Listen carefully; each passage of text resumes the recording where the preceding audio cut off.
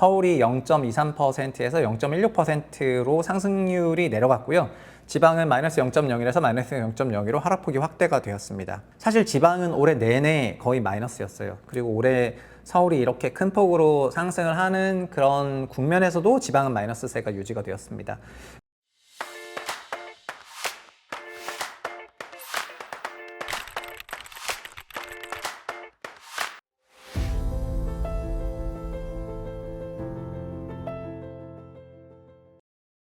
안녕하세요, 최부심입니다. 아파트값 너무 올랐나? 조정 전망이 요즘에 조금 나오고 있습니다. 뭐 제가 한다는 게 아니고 요즘에 이런 분위기가 조금 있다, 이런 말씀 드리겠습니다. 일단은 추석이 지나고 나면서 아파트값이 너무 올랐나? 라는 타이틀은 뉴스원에서 단 건데요. 서울 상승세가 둔화 전망이 조금 우세하다 이렇게 나왔고, 지방 하락세가 조금 보이고 있다, 이런 얘기들이 나오고 있습니다. 전체적으로 추석 이후에 시장 분위기는 날씨처럼 굉장히 냉랭해졌다, 이런 반응들이 적지 않은 것 같습니다. 주간으로 지난주에 발표된 가격 동향을 보면은 서울이 0.23%에서 0.16%로 상승률이 내려갔고요. 지방은 마이너스 0.01에서 마이너스 0.02로 하락폭이 확대가 되었습니다. 사실 지방은 올해 내내 거의 마이너스였어요. 그리고 올해 서울이 이렇게 큰 폭으로 상승을 하는 그런 국면에서도 지방은 마이너스세가 유지가 되었습니다.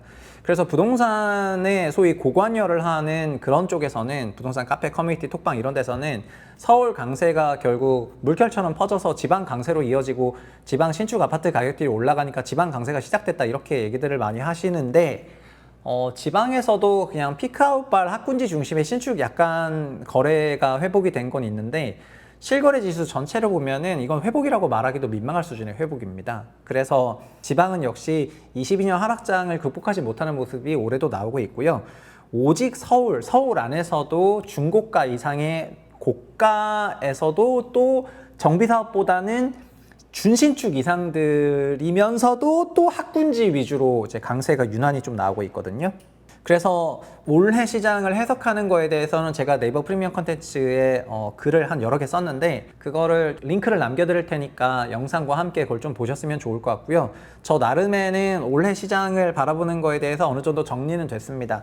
근데 사실은 5월에서 8월까지 오르는데 이렇게 세게 오를 줄은 정말 몰랐는데, 어쨌든 그 강세가 조금 둔화되는 그런 흐름이고요. 전세도 마찬가지입니다. 전세 역시 0.17에서 0.12로 좀 내려가고 있는 거고, 사실 저는 전세를 더 중요하게 보고 있죠.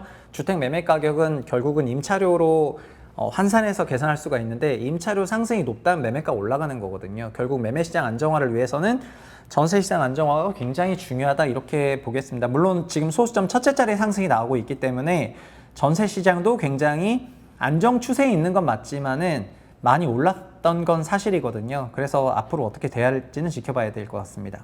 근데 한 달간의 변화를 보면은 8월 둘째 주죠. 8월 둘째 주에 서울이 0.32%로 거의 이건 한 5, 6년 만에 최대 규모의 주간 상승률이 나왔다가 0.28, 0.16, 0.21, 그러다가 0.23으로 반등하니까 다시 반등한다 막 이랬다가 지금 0.16으로 내렸고요. 지금 아마 추세적으로 8월 둘째 주 이후에 이제 내려가고 있다, 그렇게 보겠습니다. 우리 채널 보신 분들은 아시겠지만 저는 8월 5일 미국 주시장 급락이 나온 해에 그때 주택시장도 좀 피크아웃일 것 같다라고 얘기를 했거든요. 왜냐하면은 서울의 초고가 시장은 자산시장이랑 많이 동조화가 되어 있는데, 그 동조화 추세가 한 달 시차를 두고 따라올 거라고 생각을 했기 때문에 그런 말씀을 드렸는데, 현재 그런 게 조금 보이고 있는 것 같다, 이렇게 말씀을 드리겠습니다.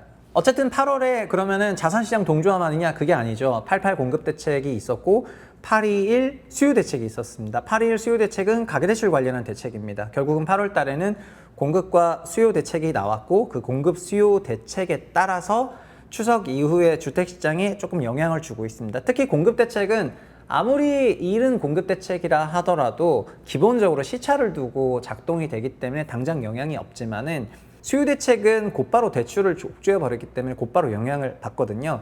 그래서 8.1 대책과 함께 8월 말에 있었던 가계대출 안정화 대책이 시장을 조금 그 과열을 사로잡는 그런 역할을 조금 했다라고 말씀을 하겠습니다. 물론 그렇다고 시장 과열의 근간이 사라졌냐? 그건 아니죠. 그냥 대출을 옥죄면서 단기 수요 위축을 만들어내는 것이 지금 이제 상황인데, 이거 했다고 이제 시장이 갑자기 폭락하고 급락하고 그럴 가능성은 낮아 보이지만은, 어쨌든 과열에는 결국 돈이 필요했던 건데 돈을 옥죄게 되면은 수요 대책에 영향을 받게 되어 있습니다.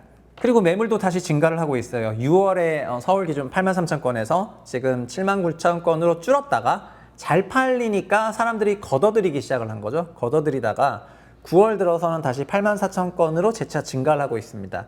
다시 팔고 싶으니까는 이제 내놓는 거죠. 물론 거래를 이제 매물이 많이 있다고 해가지고 그게 무조건 소위 시장의 약세를 예상하라는 그런 건 아닙니다. 사실 사람들은 올해 서울시 전체 거래 60%는 갈아타기 거래였기 때문에 이렇게 매물이 많이 나온 거는 다 갈아타고 싶다는 그런 심리가 투영된 것이기도 하거든요. 내가 이 집을 팔아야 저 집으로 가기 때문에 나 이 집 팔고 싶다라고 얘기를 하는 것입니다. 근데 매물이 이렇게 많은데 거래가 못 따라가는 거는 사람들의 선호는 다 비슷비슷하다는 겁니다. 다 비슷비슷하기 때문에 지금 팔고 싶어 하는 주택들은 잘 안 팔리고 사고 싶어 하는 지역들의 주택들만 거래가 되는 것이 전반적인 분위기인 것 같습니다. 그런데 이런 거래량 속에서도 등락이 있었는데 거래가 가장 잘 되던 7월에는 줄었다가 좀 걷어들인 거죠. 8월에는 다시 내가 9월에는 다시 이렇게 팔고 싶다라고 그런 분위기가 나오는 것 같습니다. 그리고 대출 얘기를 좀만 더 하면요. 은행들은 지난 2일부터 일부 조건부 전세대출을 막고 신용대출 한도를 크게 낮추고 있습니다. 보험사 등으로 이금융권으로 소위 대출 수요가 옮겨간다는 지적이 있었죠. 8월 말에 9월 초에 금융감독원장 주재에 가계대출 회의를 했고 저도 거기 참여를 했습니다. 그 전문가 사인으로 이제 영광스럽게 초빙을 받아가지고요. 근데 거길 갔을 때도 똑같은 얘기가 나왔거든요. 1금융권을 옥죄면 2금융권으로 가지 않냐 이런 얘기들이 막 나왔었기 때문에 그런 부분에 대해서도 삼성생명에서 먼저 지난 3일부터 유주택자의 수도권 주담대 좀 제안을 했습니다.